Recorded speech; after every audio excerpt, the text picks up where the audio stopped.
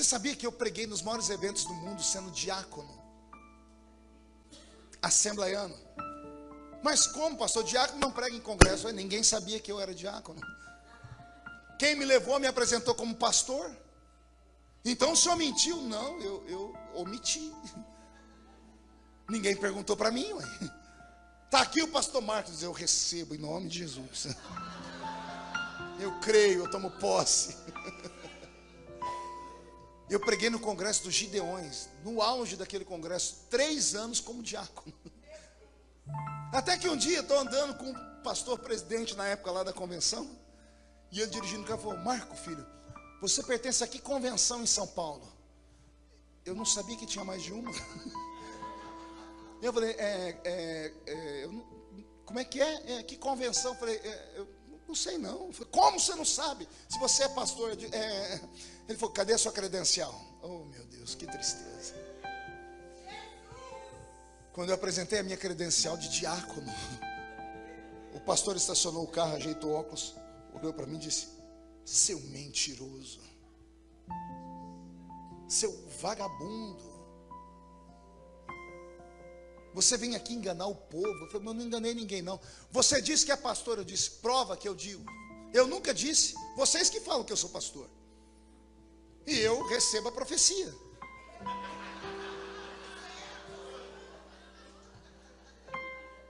Esse pastor ligou para o pastor José Wellington Bezerra da Costa, presidente da Assembleia de Deus do Brasil. Só tem 160 mil templos sob a administração dele. Pastor José Wellington, o senhor conhece Marco Feliciano? Eu falei, não sei quem é não. Mas ele é do campo de Ribeirão Preto. Espera que eu vou ligar para o pastor de Ribeirão Preto. Oh meu Deus. O pastor José Wellington ligou para o pastor Santana, Antônio Silva Santana. Pastor Santana, o senhor conhece Marco Feliciano? Conheço, é um diácono aqui da igreja. Ele é o que, Santana? Diácono. Mas ele está pregando pelo mundo inteiro. Ele botou na cabeça que é pregador, não tem quem tira. Mas ele está falando para todo mundo aí que é pastor. Pois é, mas eu nunca consagrei ele a pastor, não. As agendas que eu tinha fecharam da noite para o dia. Da noite para o dia, eu comecei a passar necessidade. Porque eu deixei tudo que eu tinha para viver da fé. O pastor nem para me dar uma chance. E o dia que eu fui falar para ele, pastor, o senhor não tem intenção de me consagrar? Ele disse, você está pedindo para ser consagrado, rapaz? Consagração não se pede, se recebe. Meu Deus, que sofrimento. Eu vim pregar aqui uma vez nos Estados Unidos, na igreja do apóstolo Oriel de Jesus. Ele morava numa casa no centro da cidade, lá em Somerville. Eu cheguei, sentei, porque eu chorei o voo inteiro, porque as minhas agendas tinham sido desmarcadas. Eu sentei no sofá, ele estava tomando banho. Quando ele saiu do banheiro, ele saiu orando em línguas. E ele olhou para mim e disse, por que Deus me mostrou você chorando no voo? E eu comecei a gaguejar com medo de falar para ele, ele também não entender e fechar as agendas para mim. Eu falei, eu não vou mentir para o senhor, eu não sou pastor. Ele, não é? Você pregou aqui? Eu falei, pastor, eu sempre me apresento como pastor. Mas eu não sou pastor. E comecei a chorar, ele olhou para mim e disse, você não é pastor lá no Brasil. Aqui nos Estados Unidos você é. Porque você tem credenciais de pastor. Você tem credenciais de pastor. Eu já ouvi você pregar e Deus operar. Eu vi Jesus salvar, eu vi os jovens se espelharem em você. Você é pastor. Só temos que dar um jeito para ver como é que eu vou te consagrar. Falei, por quê? Ele falou, não, deixa eu pensar. Ele entrou no quarto dele, daqui 2 horas ele voltou. Olha, sábado eu vou receber 3 pastores no ministério. Era o pastor Gesiel Gomes, o pastor Paulo Lucas Sacramento e um outro pastor que vinha do Brasil. E eu vou aproveitar e consagrar uns pastores. Como eu vou falar na frente da igreja, nós vamos consagrar e receber pastores. E eu vou chamar os nomes. Então eu não vou falar quem vai ser consagrado, nem quem vai ser recebido. Quando eu falar seu nome, você vem para frente. O povo vai achar que eu estou te recebendo, mas eu vou estar te consagrando. Oh, que loucura, olha, assim foi a minha chamada. Assim foi a minha vocação. Naquela noite eu fui consagrado e ele me deu uma credencial de pastor. Nem com credencial me aceitaram no Brasil. Não aceitaram até Deus me levantar. Porque tentaram matar, mas não puderam.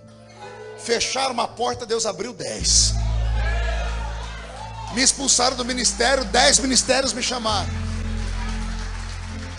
Hoje, Todos me chamam de pastor e ainda tem que me chamar de deputado federal.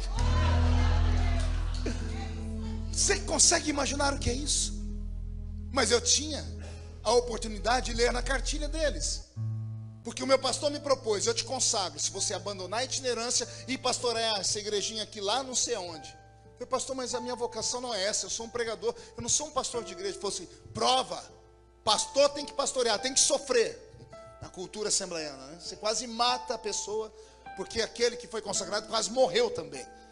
E aí, então, o que ele passou, ele quer que o outro passe, quando na verdade tinha que ser o contrário. Se você sofreu, não faça as outras pessoas sofrerem. O que não foi bom para você não é bom para os outros também. E foi assim que nasceu o ministério que Jesus me deu. Assim nasceu o ministério de Paulo. Diz a história que nesse dia que Paulo e Pedro ficaram face a face, Paulo desconcertou Pedro. Paulo disse aqui no texto, preste atenção com o espírito. Olha o que Paulo diz: Pedro, Jesus deu para você um evangelho diferente do meu. Pastor, mas o próprio Paulo disse: ainda que um anjo de luz se apresente e pregue um outro evangelho, seja ele anátema. O próprio Paulo diz: Pedro, Jesus te deu um evangelho diferente do meu. O seu evangelho é o evangelho da circuncisão. O meu é o evangelho da incircuncisão. O seu é o evangelho da lei. O meu é da graça. Enquanto você corta o prepúcio do órgão genital dos moços para eles serem salvos, o meu Jesus circuncida o coração. Ele muda a mente, o caráter. Ele muda os valores. Ele transforma a personalidade. Você vê esses crentes meus, eles podem não ter cara de crente, mas tem coração de crente. Plantam igrejas, são dizimistas. Se você colocar qualquer um desse aí para pregar aqui, você vai ver o que acontece em Jerusalém. Coloque aquela mulher com aquela roupa estranha para pregar aqui, para você ver o que acontece com as suas. Paulo diz aqui a carta aos Gálatas: há 14 anos atrás eu encarei Pedro na cara. Lembra que eu li aqui o último versículo? Paulo diz: e eu resisti a Pedro, a Cefas, na cara. Paulo encarou Pedro, eles quase saíram no tapa, por causa da igreja. Por quê? Um tinha uma visão, o outro tinha outra. Só que os dois são apaixonados por Jesus. Jesus precisava de um e precisava do outro. Eles nunca caminharam juntos, terminaram a vida, um lá, outro cá, mas os dois deixaram um legado. Jesus respeitou a chamada dos dois. Jesus aceitou como ambos viam a sua presença. E isso fez o cristianismo ser o que é hoje. Pois bem, Jesus me trouxe hoje aqui só para te dizer: até quando você vai sofrer dentro de uma religião morta? Dentro de um ministério que só roubou de você a graça, que te transformou num ser ruim. O crente religioso, ele é ruim. Ele é incapaz de estender a mão para quem está caído, mas ele é o primeiro a decretar a falência, a exclusão do outro que ele vê cair. A religião mata o ser humano. E pior, a ferida provocada pela religião não tem cura. Só o amor, só a graça. Quando eu vejo esse ministério aqui, eu conheci ele há pouco tempo, e eu converso muito com o Roberto. O Roberto me fala da atitude de vocês hoje, que vocês fazem, que vocês levantam pessoas. Eu falei: meu Deus, que nasçam mais ministérios assim. Que esta igreja seja chamada de hospital aqui em Orlando. Que entre aqui os doentes, os feridos, e que Jesus comece a fazer milagres. Porque eu estou pregando aqui para Paulos, para homens e mulheres que eram ruins por dentro, traumas, crises, abandonados pela religião, mas não se afastaram de Cristo. Você pode não ter dado um glória a Deus até agora, porque você está aí fazendo birra, né? Está birrento com Jesus, tá igual uma criança birrenta. Fizeram isso comigo, fizeram aquilo comigo, mas você ainda está aqui. É melhor estar aqui do que não estar aqui. Aí o Jesus me traz de fora e diz assim: hoje eu vou abrir o olho deles, hoje eu abro a mente deles, hoje eu planto dentro deles a verdadeira graça, a verdadeira chamada. A verdadeira chamada não vem da horizontal, vem da vertical. O que o homem dá, o homem toma. Por que é que nunca conseguiram me parar? Porque não foram os homens que me deram. Se fossem os homens que tivessem me dado, se tivessem me colocado em uma religião, se tivessem me colocado dentro de uma caixinha, se tivessem feito qualquer coisa comigo, eu não teria recebido nada na minha vida. Se descolhe, deixa Deus abrir o seu coração, a sua mente. O cristianismo é muito mais profundo do que tudo isso. Servir Jesus é mais profundo que estar apenas em uma igreja, apenas em uma religião, estar apenas filiado a um ministério. Servir Jesus é muito mais profundo do que isso.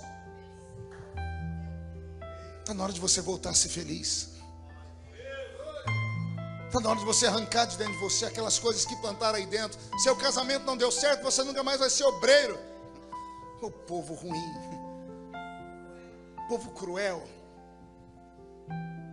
Eu era do ministério lá no Brasil, e eu me lembro como se fosse hoje. Fizeram uma convenção e havia uma comissão de ética da igreja.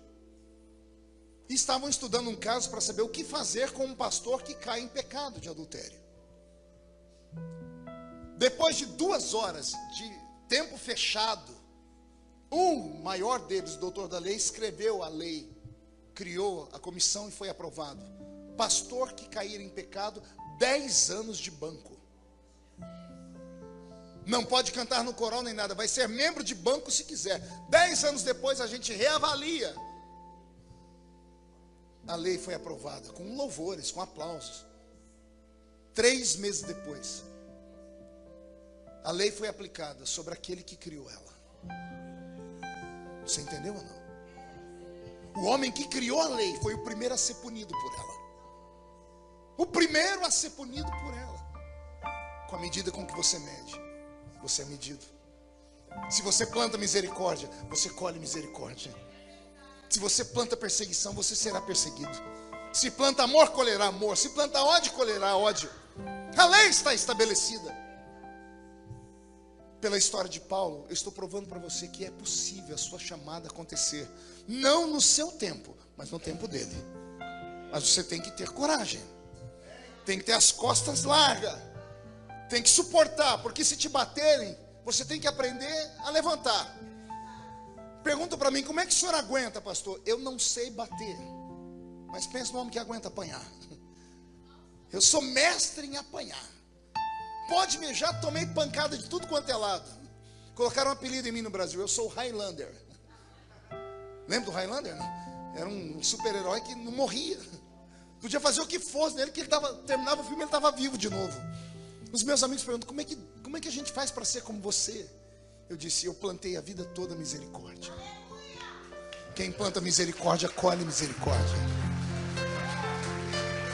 Eu sempre honrei os meus pastores, enquanto eles faziam o que Deus mandava. Quando tocavam em mim, eu não brigava com eles, mas eu me retirava e ia orar. Nunca levantei a mão nem a voz para um pastor meu, nunca. Mesmo sabendo que eles estavam fazendo alguma coisa que não era devido. Eu ia chorar, subia a montanha, gritava. A árvore que me acompanhava na oração, coitada, eu arrancava a casca dela, tanto tapa que eu dava nela. Mas eu não tocava nos ungidos do Senhor. E eu orava, Senhor, me abre o caminho. Você não vem pedindo para Deus te abrir o caminho? Você acha que você veio mesmo hoje aqui porque alguém te convidou? Você acha que você veio atraído pela propaganda que foi feita? Nada disso, foi o Espírito Santo que te trouxe. Ele te trouxe para dizer para você, você vai morrer se continuar do jeito que está. Vai passar o tempo, vai passar a oportunidade, vai embora a sua saúde. E você vai terminar os dias vazio. Não deixe a religião te matar. Homem não conhece tudo sobre Deus. Cada um Deus trata de um jeito. Não tente fazer da sua experiência pessoal uma doutrina. Não tente fazer com que Deus haja com o seu irmão do jeito que ele age com você. Não tente, é impossível, não vai dar certo nunca. O que é seu, e o que é do outro, do outro. A um Deus pede isso, ao outro Deus pede outra coisa. Velho Testamento, Davi peca, dorme com a mulher que não é dele, manda matar o marido dela e vive. Mas na lei o adúltero morre, mas Davi vive. No Novo Testamento, tem um casal que vendeu a casa por um valor e disse que vendeu por outra. Eu nem a minha venderia. Eles ainda deram alguma coisa na igreja. E os dois morreram porque contaram uma mentira. Só que eles morrem na graça.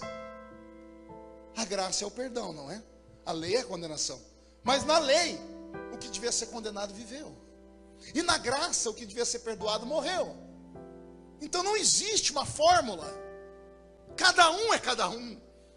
Deus tem um mistério com cada um. O dia que você entender isso, você vai parar de olhar a vida dos outros. Deus tem um mistério com cada um. Eu termino como comecei. Deus não erra quando chama.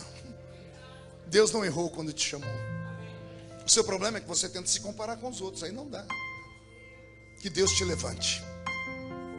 Que Deus te dê o melhor ano que você já sonhou inteiro aqui nessa terra.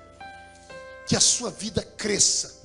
Que você dê muitos frutos. Que você possa voltar a sentir o gozo de servir ao Senhor. E se isso acontecer, a sua família toda será atingida por essa graça. Que Paulo seja nesta noite a nossa inspiração de superação.